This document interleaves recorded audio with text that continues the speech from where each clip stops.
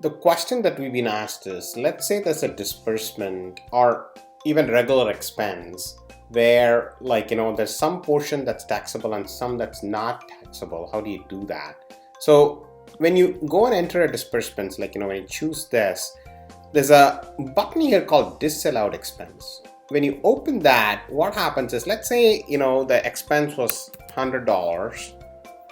It calculates the tax and puts 113. Let's say there was a $50 non-taxable expense.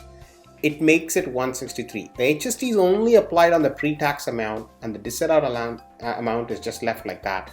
Now, when you charge it to the client, right, you can always, put here 150 and override the tax with $13, right? Like, and get the same 160, and you can say some ECC expense or something like that. Like, so when you have to express this where only $13 is recoverable for you as an HST, you would do it this way.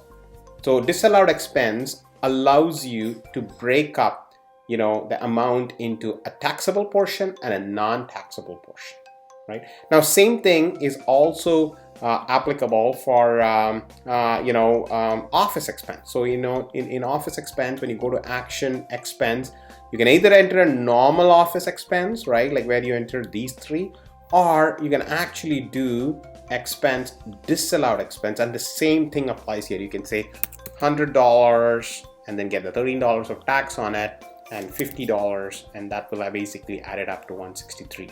So disallowed expense, both in office expense and in disbursements, allows you to actually enter, expenses where there's a certain portion of the expense which is tax exempt.